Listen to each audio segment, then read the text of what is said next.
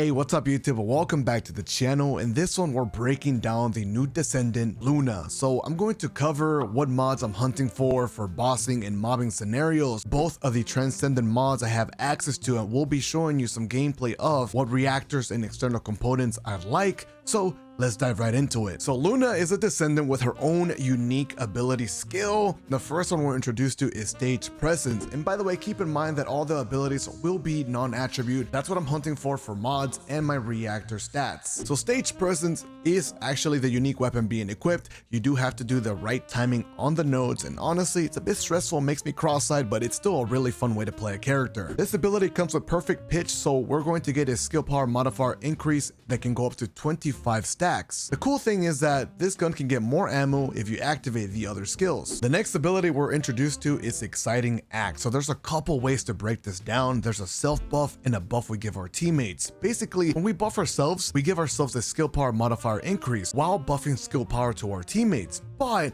when you get the enhanced performance, it gets even crazier. Our self buff goes from 20% up to 65%, while when we buff our teammates, we're giving them even more skill power, but at the same time, we're giving them skill critical hit damage, skill critical hit rate increase as well. Personally, I see myself using this ability mostly to buff my teammates and myself, as this is where we get the most damage. Next up is going to be my least favorite of the three, Relaxing Act. This one is focused on returning MP and also helping our teammates with MP recovery. All right, so the next one is Cheerful Act. This one is going to increase our inspiration gauge, and this is important because when maxed out, that is exactly how we get the enhanced performance, how we get the additional benefits to give our teammates that skill critical hit damage increase and whatnot. It's pretty simple. All you have to do is keep hitting the notes until the gauge is full, and you get a side benefit when you activate the enhanced skill of this particular ability. And yes, you get to choose which one is going to be the enhanced performance. For this one, you can give your teammates a cooldown decrease, which is very nice. As for her passive skill, we already been introduced to this as we talked about the other abilities. It's just her enhanced skill, the way to buff the other abilities to the next level. With that out of the way, let's go ahead and talk about Luna's build, what mods I'm hunting for, and what I currently got. Keep in mind, she is a support character, so I'm going to focus on that primarily, but there is two Transcendent mods, one of which completely changes her playstyle to be more combat efficient,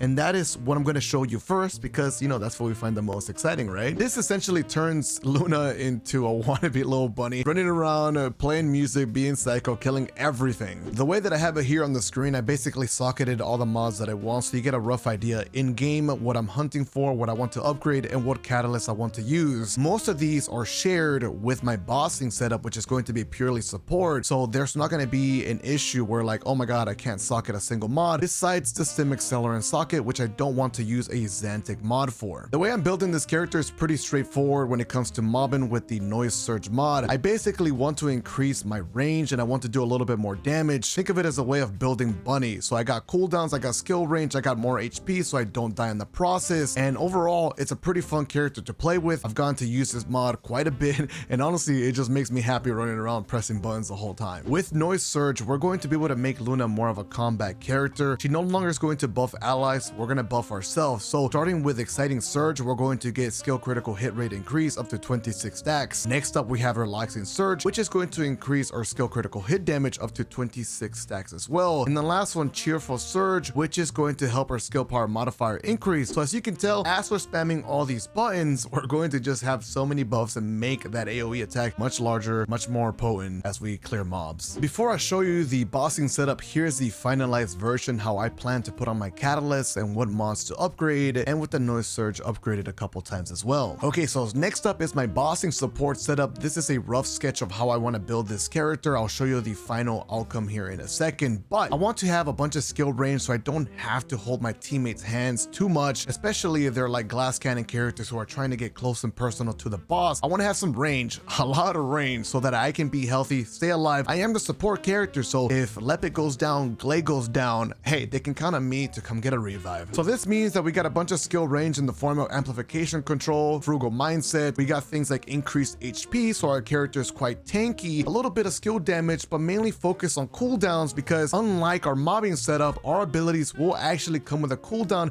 as we continue to use them. The cooldown is going to be something that we're very careful about. Next up, we got Enlightenment to manage our MP quite well. We got Passionate Sponsor as an arcade tech mod here to buff our skill power each time that we're buffing our allies, which will be happening a lot with this Dancing Psycho. The reason I showed you this setup like this is because I want you to know that you do not need to have a Transcendent mod, but I personally plan on using Nimble Footsteps, as getting more movement and skill range is always a plus. Unlike the other Transcendent mod, this is not going to change our abilities quite much at all, so the way that we broke it down, the way that you understand the buffs to your teammates is going to be the same. Now my final version of this setup is looking like this. We got the maxed out defense, the HP, the mana, we got the range, and this character is going to be absolutely stacked and ready to buff the allies, you know, be a really good support character. So before we close out the video, talk about the reactors and the external components, I just want you to keep in mind that the weapons are very flexible. It's all up to you, whatever are your favorite weapons. I mean, I find myself using Enduring Legacy a lot because it is a beast of a machine gun, and of course the Afterglow for weak points is very nice. I did notice that Mental Focus was working when I was using my unique skill, so that is something that we might have to consider, you know, trying out and testing more in the future. Okay, so the reactors, of course, right now I'm looking for things that give me singular skill power boost ratio, non-attribute skill power boost ratio. In the stats below, I want skill duration up, skill cooldowns, I want the non-singular / non-attribute skill power boost ratios, and another one possibly will be skill range. You know it's wild grinding from reactors, so good luck getting the perfect stats out there, but yeah, that should give you an idea of what I want. As for the external components, when I'm using the bossing support setup, I want more skill duration, so I'm using the 2 set of Annihilation so that I can give my teammates a buff and it lasts much longer. 2 of these external components will be flexible, so you can use it for more HP, more defense to tailor to your needs. This is an early version right now, so I'm still looking for what sets I would prefer to use on Luna in both scenarios, for bossing and for mobbing. And there you have it. That is the Luna breakdown. Hopefully this gives you a clear idea of what this character is, how to play her. Hopefully I helped you out. Let me know if I did. I'll catch you in the next video.